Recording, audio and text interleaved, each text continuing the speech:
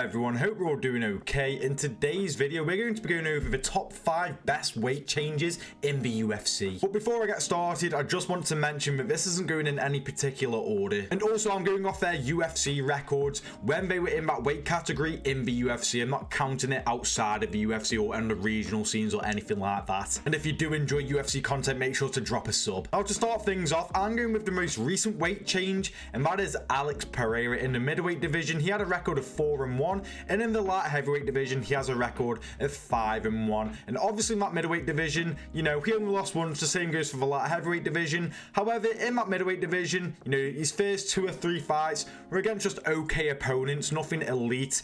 Took on Sean Strickland, got the knockout there, brilliant, and obviously beat Israel Adesanya as well as losing to Israel Adesanya. But when he moved up to that light heavyweight division, it just changed completely. Headline UFC 300, made 3 title defenses against the likes of Yuri, Jamal Hill, and Khalil Roundtree, and was getting back-to-back finishes, and just looked in a different league compared to all of them. I know he just lost to Magomed Ankalaev, but I don't think there's any shame in that, especially how good Magomed Ankalaev is, and the fight was relatively quite competitive. So I think his light heavyweight run has been a lot better than his middleweight run, and I think a lot of people would agree with that. I mean, in the middleweight division, when he lost, he got knocked out by Israel Adesanya, and I don't think there's any shame in that, but I do feel like his durability did take a bit of a toll in that middleweight division. In this light heavyweight division, he just seems to be on a different level compared to that middleweight division. Next up, we have one of my favorite fighters of all time, Dustin Poirier, and in the featherweight division, he had a record of 8-3, and in the lightweight division, he had a record of 14-5. Now, I know he's picked up more losses in the lightweight division,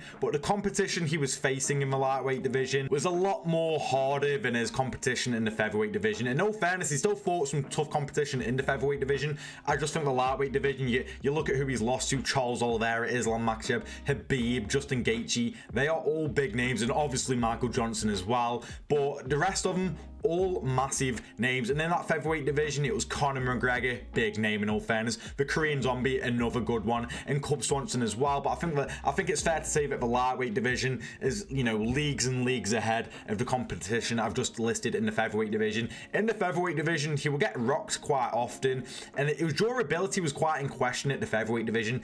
In the lightweight division, yes, we have seen him finished by the likes of Johnson and Justin Gaethje. However, I feel like we saw it demonstrated in the Dan Hooker fight, where he can still take a punch. He's got a decent chin on him. Even that, some big shots in the Conor McGregor rematch as well. So it's safe to say that his durability definitely increased. And him overall as a fighter, he got a lot more momentum going. He got a nice winning streak going into the lightweight division. He got wins over Conor McGregor twice, Max Holloway, Justin Gaethje, Dan Hooker. He got many big names under his resume in that lightweight division and keeps on looking really good. Had a good outing in his last fight against Islam Makhachev. So I think Dustin Poirier is easily one of the best fighters to ever make a weight change. Again, he had success in that featherweight division, but when he went into that lightweight division, it was just a different league. We now move on to another fan favorite in Charles Oliveira, who spent a lot of time in the featherweight division as well as the lightweight division. In that featherweight division, he had a record of 7-5, whereas in the lightweight division, he had a record of 16-5. So he shares the same amount of losses in both weight divisions, but it's very evident to see that he's been more successful in that lightweight division. In the featherweight division, he lost to the likes of Cub Swanson, Frankie Edgar, Max Holloway, and he had some wins here and there, don't get me wrong, and looked quite impressive there, but that weight cut was just way too much for him. So he moved on back up to the lightweight division, because to start his UFC tenure, he was actually in the lightweight division and picked up a couple of losses here and there to Donald Cerrone and whatnot. Moved back up to the lightweight division, looked great in his first outing, and his second outing lost to Paul Felder, but after that Paul Felder loss, something just clicked with Charles Oliveira, and he went on a crazy winning streak, looking great against Dustin Poirier, Justin Gaethje, Tony Ferguson, that banger against Michael Chandler, winning the gold, of course, as well, and then has some losses to the likes of Islam Makhachev and Arman Tsarukyan as well. But there's no shame in that, and even that Arman Tsarukyan fight was very close, and he's just completely changed things around when he made this move to the lightweight division. You know, became a fan favorite, proved all the doubters wrong with being a quitter, became massive, you know, became so much popularity, was getting finishes, was putting on bangers as well. And in this lightweight era, he's just the Olive era, he's just changed things around a lot, and I can't wait to see more of him in that lightweight division. You could even make this an argument that maybe he could move on up to the welterweight division. He's quite big for that lightweight division, and I'm very interested if maybe later on in his career he moves on up to 170. I think he has discussed it before, but for now he's been doing great in that 155 division, and I think it's impossible to not mention Charles Oliveira when you talk about fighters who've made a move on up to a weight division and done even better. Now we move on to a fighter I'm not really a fan of, and that is Sean Strickland. And for those who don't know, he used to fight in the welterweight division where he had a record of 5-3, and then he moved on up to the middleweight division where he had a record of 11-4, and obviously became a middleweight champion as well. Now in that welterweight division, he was a lot younger, and the losses he sustained were to people like Ponzinibbio, and at the time Ponzinibbio was really good in all fairness,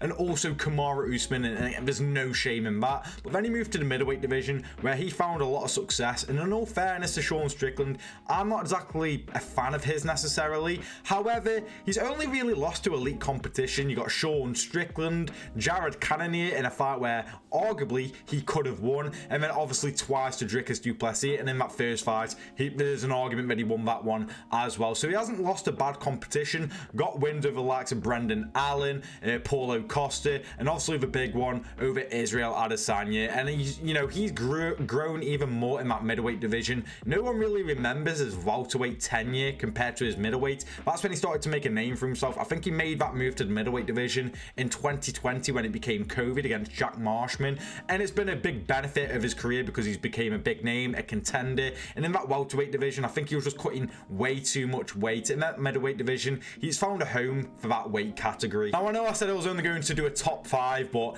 I've got to do an honorable mention because he's one of my favorite fighters of all time, to Anthony Rumble Johnson. Now many people may not know, he used to fight in the welterweight division. How he ever made the welterweight division is absolutely crazy. He didn't do it for like a couple of fights, he did it for 10 fights because he racked up a record of 7-3. And in that light heavyweight division where he really found his footing, he got a record of 6-2 in the UFC, and his only 2 losses in the light heavyweight division in the UFC was to Daniel Cormier, which is no shame whatsoever. Obviously got the big win over Glover Teixeira in 13 seconds, which was mental, and obviously got a first round knockout over Alexander Gustafsson as well. And not only that, he derailed the hype train of Phil Davies. I don't know if many of you remember him, but he also stopped that hype train. Didn't want to delve into it too much, but Anthony Rumble Johnson, absolutely love him, so I had to include him in some capacity. And we now have the final fighter, and that is Robert Whittaker, the Reaper Robert Whittaker, who had a record of 3-2 in the welterweight division, but in that middleweight division has a record of 14-4, and obviously was a middleweight champion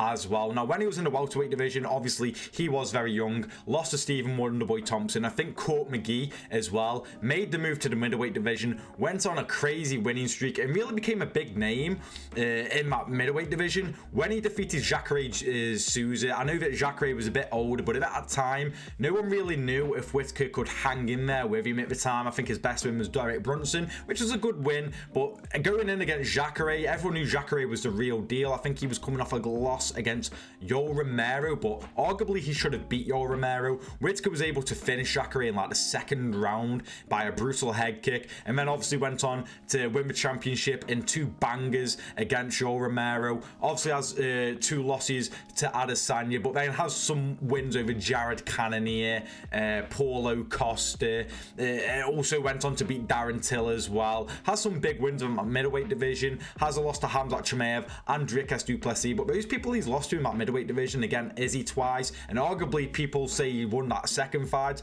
lost to Dricus du Plessis and lost to Khamzat Chimaev. They are all elite competition. He's only lost to elite competition in that middleweight division, and he's still going. I love Robert Whittaker, had to include him last, had to get him in there. Definitely one of the best fighters to ever make a weight change. People always forget about it, that he was even in the welterweight division, and obviously went on to win the gold in the middleweight division, and is a very well-rounded fighter. So I think it's very safe to say that Robert Whittaker is definitely one of the best fighters to ever make a weight change. And those are the 5 fighters fighters, well, I guess 6 fighters who I think made the best weight changes in the UFC history. Who do you think? Do you think I've missed anyone out? Let me know in the comments. Thank you for watching the video, and I'll see you in the next one.